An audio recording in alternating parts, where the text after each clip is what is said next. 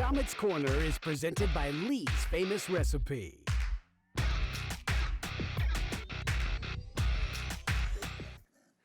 Hey, welcome to this week's edition of Komets Corner. We are joined by not Shane Albarani, but we upgraded.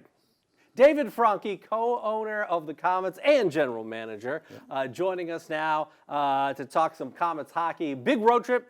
You obviously planned this perfectly because the Komets go and win 3 games, and then you get to join us on a Monday. Yeah, it's better than losing 4 in a row than coming out here. But no, it's a good weekend for us. We flew the team over on Wednesday, wanted to put them in the best position they could be to play the games and win the games, and it all worked out good for us. They'll fly back this afternoon from KC and then bus up to Fort Wayne, and next Friday night we got Toledo. Was it Kevin Ryder's driving them? I don't think so. No, okay. I thought it was Kevin St. Pierre. Kevin St. Pierre, wrong Kevin. Yeah. Wrong Kevin. Kevin St. Pierre, but what happened though, they had a big snowstorm over there last week, and his big sleeper bus froze on him, froze up. So he had a contract out with another company, so I didn't talk to him about it, but I don't think he drove the team. This other guy did with the other company. So unfortunately, we couldn't take his equipment. Well, hopefully for the future then, maybe. Maybe, you never know. Down the road. Well, before we talk about the future, I want to talk about the past. Let's talk about the Komets and the Franke family. Back in 1990, in that summer, you guys purchased the franchise and make sure that the Komets stayed in Fort Wayne. Tell me a little bit about how that all went down and what was that process like. Like, I have one brother. I can't imagine having 4 other brothers and being able to agree on something like that. Well, I had worked for David Welker 2 years before we bought the team. I worked for him for 1 season. I think it was 88, 89. And then I worked at WoWo with Michael 89, 90. And Michael called me into his office at WoWo, and we started talking Komet hockey at WoWo when we're employed. But he said, the Komets are going to leave. What are we going to do this summer or this winter? I said, oh, why don't we buy the team? So we got a hold of brother Steve and the Profession Biscuit Company, which was our main sponsor back then. And we actually were real close to buying the existing franchise from Welker, but he decided to move the team to Albany, New York. And he had a big sponsor, grocery chain named Price Choppers. So they were the Albany Choppers. So when he pulled that maneuver on us, we went to the IHL commissioner, Tom Berry, and there was a franchise in Flint that was in suspension. So we bought that franchise from the guys in Flint and then transferred it to Fort Wayne so that we wouldn't miss the season of hockey. And what was that first season like for you guys? Because to a certain degree, I imagine you were learning on the fly a little bit. Oh, it was, I put a lot of the stuff that I learned a lot what not to do when I worked for Welker. But, you know, we just did it. We had Al Sims was our head coach, and I remember sitting at my desk. I said, Al, we got to order equipment. We don't have any equipment. Get 25 of everything. I remember that first training camp. We had 40 guys in camp in 1990, and we were borrowing equipment from everybody. Yeah, it was crazy, but we were young. I was 38 years old. Michael was probably, 31 years old. We were young. We had a passion for the Komets. We always wanted to do something like this, and my brother Steve and Profession Biscuit Company made it all happen. And our niece Tammy joined us at the very beginning, and then Jody, and they're both still working for us. Jody joined us a couple months after we got started as a temporary, and then she became full-time. So I couldn't do it at the age I am now, but back then we had a lot of energy, we had a lot of ideas, and we knew things not to do compared to what we wanted to do. And I think that was the key. I was going to say, sometimes that's the most important thing, is knowing what not to do. When you take a look at, from 1990 to now, I mean, there's been the game has changed. Oh, On the business side, on the hockey side, where do you think the biggest change has come, and how have you guys been able to navigate it as well as you have at this point? well, at the end of the day, it's still hockey, and you're still trying to put a good product on the ice. You're trying to get people excited, sponsors excited. Some of the biggest changes, I think, have been equipment, salaries. We're in a union league. When we first got in the IHL, they weren't a union league. So that's changed. Players have changed. Players take it more as a business. I think they come into camp in better shape. I think they stay in shape during the year better. There's a lot of changes, like I said, equipment from sticks to skates to gloves, everything, helmets. That's been a big change, but still, it's hockey, and that hasn't changed. Well, talk about this year's team. How did you put together this year's team in the summer? Do summers get shorter now? Like, what is a summer like compared to what it was like 10, 15, 20 years ago for you? Because obviously you have to work with a coach to bring in these players. You have to evaluate them. You have to think about how many veteran slots you have, salary cap. How did you go about building this year's team, and what were some of the similarities and differences to other teams in the past, even Jesse's first team here with the Komets? Well, his first team 2 years ago, he didn't really get to Fort Wayne until July. And by then, most of the really good players were gone. And we had a heck of a time finding the right players to play for us. But it worked out. We didn't make the playoffs, but you know what? It gave us time to think about it and what we needed to do to make it better. And after a few weeks of taking some rest, I sat down with the coaches who did pretty much all the work all summer. I was there to guide them and suggest and okay things and stuff like that. But we had a plan of action and we followed the plan. And we worked on recruiting all the way up till August. So how would you say this year's team is comparable to last year? Like, how would you compare the two? Because it just seems like there's a lot of offensive talent on this year's team, and really a solid veteran presence. Guys like Petey are back. When Swetlikoff gets called down, he's obviously an AHL talent offensively. Yep. How would you characterize the makeup of this year's team?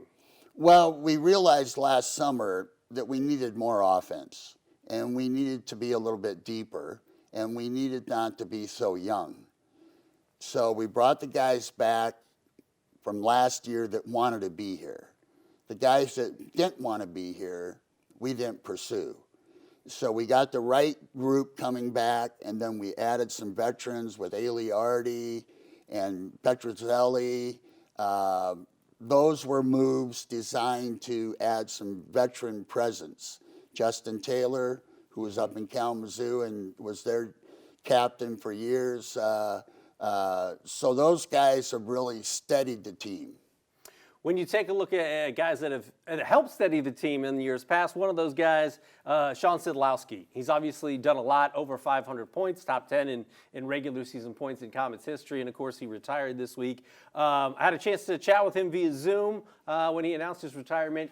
Here's part of that interview with Sean Sidlowski, who announced his retirement last week. It's just kind of, hit me that I would be okay, moving on, and we have to do it at some point, right? And that's the one thing I've realized, after turning 30, I think you start thinking about it more for sure. And so I've been thinking about it for a few years, and you want to go out on a perfect note, and I don't think that's necessarily possible with where I'm at after all the injuries. And we've won our championship. I've done some things in my personal career that I can leave happy with. So just looking back on everything, I'm content. It's the championship mainly, right? That's the one thing when I got there, I realized how passionate the town was and how, the organization cared about winning, and I wanted to be a part of something like that and chase a championship. And it's something we talked about every year. So I was happy we were able to do that. And, just the way it happened to COVID, I was just so fortunate.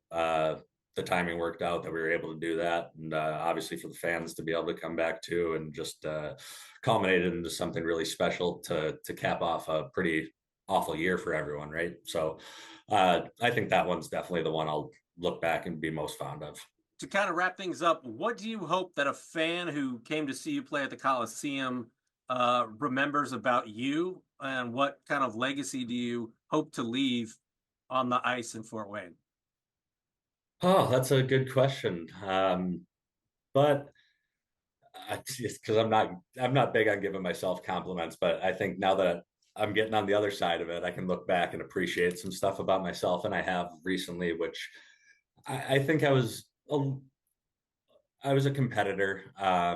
I was a gamer. You call guys gamers, and I think that was me. I was not that I was a bad practice guy or anything, but I definitely excelled being able to have my teammates with me and being able to use those guys, and so that was part of it too. But I would hope they'd remember me as a competitor and a guy that was willing to do anything for his teammates. Because the credit I will give myself is I don't think there were many like me in a sense that obviously was relied upon to score goals, and I played in every situation for a long time in my career, and then also was willing to go out and stand up for his teammates or fight if he had to. And I don't think there are too many guys who played as much as I did that were willing to go do the physical things that I was. So I'll give myself a little credit in that regard. But I have massive respect for many guys that did do a lot of those things too. So I would just hope they would remember me as a competitor and a guy who'd do anything for his teammates, honestly. All right, Sean Sidlowski, straight from his mouth. He's obviously a guy. The back surgery, I think, impacted his career long term. But man, what a fantastic career he's had with the Komets. What do you most remember about Sid's time here with the Case? Well, the big thing about Sid is he was like a four-tool player. He could score, he could fight, he could hit, and he could play defense, at the forward position. And I think he was defensive forward a couple times when he was in Fort Wayne. But the biggest thing about Sid is he would bring the fans out of the seats. He'd get them standing up and cheering for a fight or a big hit or scoring some goals. Sid was the whole package. He probably the biggest thing that kept him out maybe a little bit was his skating on moving up. But other than that, he possessed all the tools that you like to see in a player. And obviously, winning the ECHL MVP, those tools were all on display, up front and prominent. So, the fans loved him. They're always going to love him. I think, like we talked during the break here, I think him going to Orlando and playing a year away from Fort Wayne, I think was a good thing for him, and he admitted it was. And, he, just like I said, he brought the people out of their seats cheering no matter what he did. When you take a look at the longevity that he had with the Komets, the 10 seasons where he had a Komets jersey on, are we going to see that anytime in the future? The way that the ECHL is, it's a little younger, a little more prospect-driven than perhaps some of the leagues the Komets have been in the past. Do you see guys being able to play, 5, 10 plus years in a Komets uniform? Well, Petrozelli's working on, 6 or 7 years, I believe. It's either 6 or 8. 7. Yeah, somewhere around there. And it's unusual. Aliardi's with us now, and he's going to live in Fort Wayne the rest of his life. This is where he was born. Mm-hmm. He's already bought a house here, and but he's 31, 32 years old, so how long or more he will play, we don't know. But I think the days of seeing guys coming for quite a bit of time I don't want to say they're over, mm-hmm. but they're few and far between. For Sidlowski, when you signed him, is this the kind of impact you thought he was going to have? I think once he got used to playing, because see, he was with Buffalo, and he got assigned to Fort Wayne when he first came to the Komets. Mm-hmm. He wasn't really that keen on playing at the lower level, but I think as time went on, he realized, hey, this is not a bad deal. And I think if you go back to that first year he was with us, by the time we hit the playoffs, he was pretty much mentally tied into the Komets like he had never been before. And, then all his attributes, the good attributes, started to show. His scoring, his hitting, his fighting, everything. And people started to realize this guy's a special type player. Speaking of special type player, I don't mean to put you on the spot. Any chance we'll see Sidlowski's jersey in the rafters at some point? We could. I think he's for sure for the Hall of Fame. If you look at his numbers, they're very similar to some guys ahead of him that have their number retired. Yeah. But we'll give that a little bit of time, and but I think it's a possibility. I don't say no to anything, and Sid, he's a big fan favorite. Yes, he is. Yes, he is. And, we're having some guys turning into fan favorites this season. Jack Dugan obviously had a great season last year, team MVP. Let's take a look at some of the highlights from this past weekend as a big road trip out to Tulsa for games on Friday night and on Saturday, and then on Sunday at Wichita. You win all three. What's your big takeaway from this weekend? Because it started off great on Friday when you take a look at that third period comeback and overtime win on that Svetlakoff goal. Well, evidently the light switch went on. We didn't have a good first or second period in the first game in Tulsa, and I think the coach had to go in and challenge him a little bit. And Saturday was much better, even though we fell behind. Saturday was better, and then Sunday. The team got into Toledo or Wichita at 2 a.m, and we had to play a game at 2 p.m. So we get into Wichita at 2 o'clock, and then 12 hours later we got to play a game, and we win and we get a shutout. Pretty decent weekend. Yeah. Connor Unger had a birthday yesterday, and so he shut him out yesterday on his birthday. 17 saves. Yeah, he's really come into his own lately. When you talk about Brochu and Unger, what really stands out to you about both of them? Because at times they've both been absolutely fantastic this season. Their work ethic, their competitiveness, their good nature, they're good people, but it's their competitive nature, and they're into it. They're young goalies. They want to show people that they can play. Neither one of them's a real big goalie. They're more on the smaller side. But that competitive spirit, and they come to practice. They work hard every day. They work with the Edmonton goalie coach when he comes into town, and they're good kids. They are really good guys, and they love being here, and they know that being in Fort Wayne can propel them. When you have I would say for the first 2 months of this season, there wasn't a lot of guys going up and down. It wasn't quite like it was last season where it felt like it was constant. But over the holiday break and towards the end of December, early January, there was a lot of movement. How do you deal with that? What does that do for you and your schedule and the way that you work? Like how do you handle all those moves as the general manager? Well, hey, I rely on the coaches a lot for it. They do all the leg work and they bring the players to me. But no, it's tough because you lose some of your best players to injury, call up, sickness. You're not as deep at this level as you are in the American League or the NHL.